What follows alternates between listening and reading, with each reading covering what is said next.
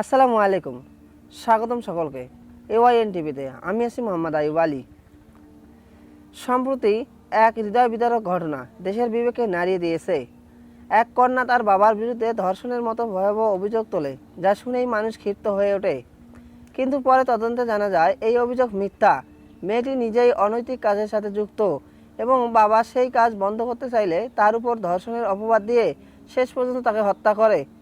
এই ঘটনা আমাদের সমাজে নৈতিকতার করুণ অবস্থা, পারিবারিক মূল্যবোধের পতন ও আইনের প্রতি দুর্বল আস্থার চিত্র ফুটে তোলে। পিতৃত্বের মর্যাদা যখন পদতলিত, একজন বাবা সন্তানকে আদর্শ পথে রাখতে চেয়ে যদি মৃত্যুবরণ করেন, এটি শুধু একটি পরিবারের না, বরং সমাজের চরম ব্যর্থতার প্রমাণ। বাবা সন্তানের অনৈতিক কাজে বাধা দিলেন, শাসন করলেন, কিন্তু তার বিনিময়ে তাকে অপবাদ ও প্রাণ দিতে হলো। মিথ্যা অভিযোগের ভয়াবহতা।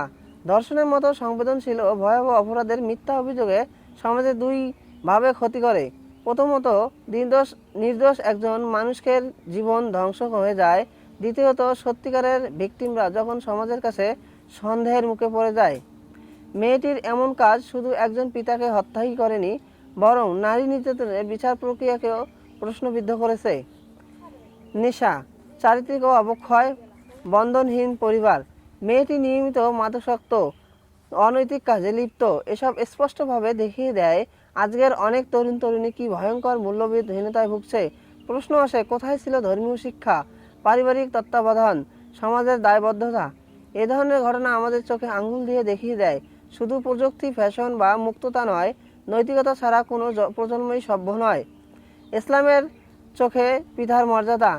ইসলামী পিতাকে জান্নাতের দরজা বলা হয়েছে। রাসূল সাল্লাল্লাহু আলাইহি ওয়াসাল্লাম বলেন, বাবা হলো জান্নাতের দরজাগুলোর মধ্যে এক দরজা।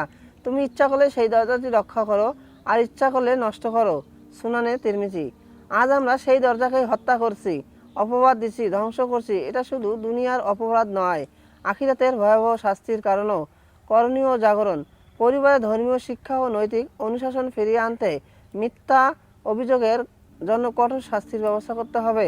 সন্তানের আচরণে অস্বাভাবিক দেখলে অবহেলা না করে ব্যবস্থা নিতে হবে। সমাজকে গড়ে তুলতে হবে সত্য, সততা ও দায়িত্ববোধের ভিত্তিতে। এই ঘটনা শুধু একজন পিতার মৃত্যু নয়, বরং পুরো সমাজের আত্মিক মৃত্যু। যদি সন্তানরা বাবা মাকে হত্যা করতে পারে, তাহলে সমাজ আর কিভাবে টিকে থাকবে? এখনই সময় আমাদের ঘর, মন ও সমাজ পরিশুদ্ধ করার, নইলে এমন অমানবিক ঘটনার সংখ্যা বাড়বে এবং আমরা মুখ বুজে কাঁদতে থাকব।